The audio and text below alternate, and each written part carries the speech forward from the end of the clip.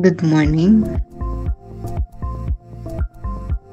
good afternoon, good evening to each and everyone, especially those at the other side of the world. There is the time and space between us, there is only this present moment, and we are one. We are now on diary entry number 1232. O sweet Mother of God, I model my life on you. You are for me the bright dawn. In you I lose myself enraptured. O Mother Immaculate Virgin, in you the divine ray is reflected.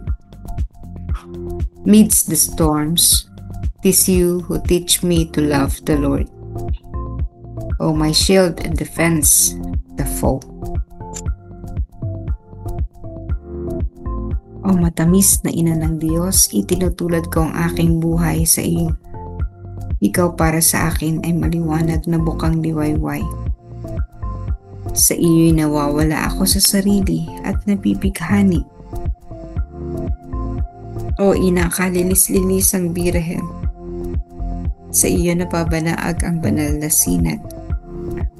Sa gitna ng mga bagyo, ikaw ang nagtuturo sa akin na mahalin ang Panginoon. O aking kalasag at tagapagtanggol sa kalaban. Okay, nasa pa rin na mode si Faustina, no? Paggawa ng mga tula.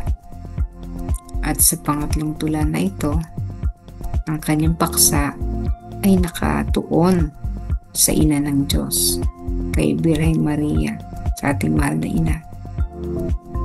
Kung saan sabi niya, itinutulad niya ang kanyang buhay. Para silang babae, si Maria ay larawan at modelo ng kapakumbabaan, kalinisan, pagsunod sa Diyos. Lahat ng yun, pinipilit yun. Pinilit ni Faustina na gawin din.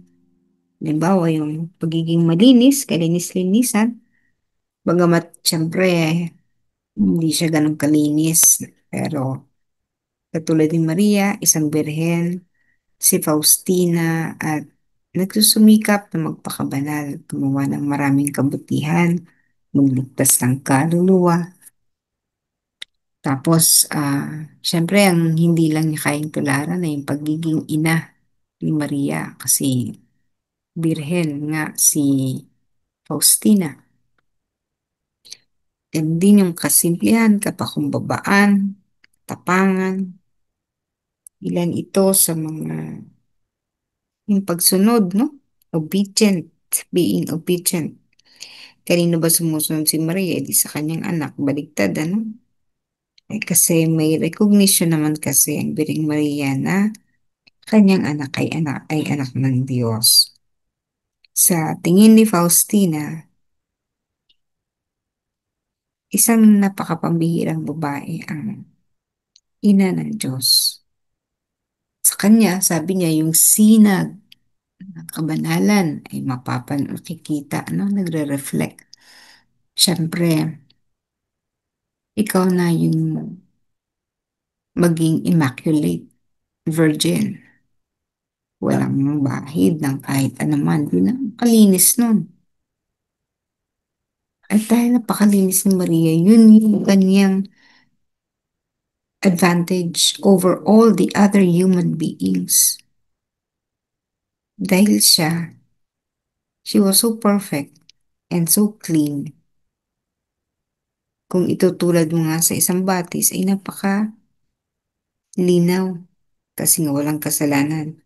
And when the stream of water is clean, is clear, pwede makikita mo yung mga reflection. Kaya dito, sabi nga yung banal na divine rain, nagre-reflect. Parang tingnan mo yung dagat. Pag tinamaan niya ng sinag ng ang ganda ng reflection. So, ganun din si Maria sa kanyang pagiging malinis. At bukod pa rito, yung kaniyang katatagan. Larawan si Maria ng katatagan sa paanan ng kanyang anak. Ikaw ang, sige, subukan mo. No?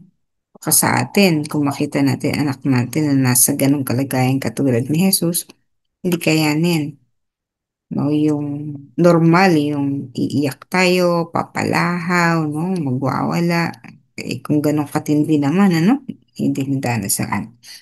Pero nakita natin yung katatagan niya, kahit na pinu, tinatarakan ng balaraw, ganun ng description, ano, tinatarakan ng balaraw ang puso ng mahal na ina. Matapang niyang hinarap ito, matatag, dahil alam niya yung purpose kung bakit kailangan danasin ng kanyang anak ito. So, tapang. Kaya, sabi nga ni Faustina, nung mid-storms, you who teach me to love the Lord. Kayang-kaya tayong gabayan, ipagtanggol, ipagsanggalang, kayang-kaya tayong pangalagaan ng mahal na ina kasi ganun siya katatag. Kung siya ay naging isang mahinang ina, ay napakahirap na para sa atin ay bantayan tayo, gabayan tayo, ipagtanggal at ipagsanggal lang tayo. Napakahirap yun. Pero sapagkat siya ay, yun nga, Immaculate Virgin at matatag, naging matatag sa mga panahon, lalo na ng mga krisis sa kanya bilang ina ng Diyos. Yung sa kanyang pagiging matatag, kaya rin niyang maging matatag para sa atin. Kasi ano lang ba naman, yung mga pinagdadaanan natin kumpara natin sa naganap sa kanyang buhay. So when we invoke the intercession of the Blessed Virgin Mary, it is very powerful and she can always defend us from all dangers and storms because she had been strong during her lifetime. Ang sabi nga, siya ang tagapagtanggol ni Faustina laban sa kanyang mga kalaban. And that is the Blessed Virgin Mary. Pag mapapansin nyo, itong mga linggong ito ay sunod-sunod yung kapistahan niya. So, ng isang araw, ng 15, is the Feast of the Assumption, Solemnity of the Assumption. Sa susunod naman na Biyernes ay Queenship of Mary. So, napakaraming mga titulo ng ating mahal na ina. Pero yun, ang mga title na yun ay hindi ikinalaki ng kanyang ano. She's the most active of all the saints.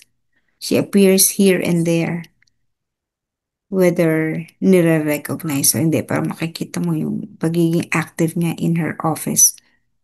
She's interceding for many of us human beings from different parts of the world. She is seen everywhere. So, ganan ang ating mahal na ina. Hindi nakakalimot, inaarugata at inaalagaan sa kanyang mga kandungan at bisig, maaari tayong humimlay at magpahinga. Palakas sa panahon ng depression, sa panahon ng kalamputan, sa panahon ng ebb, ebb sa ating buhay. The Blessed Virgin Mary, the Mother of God.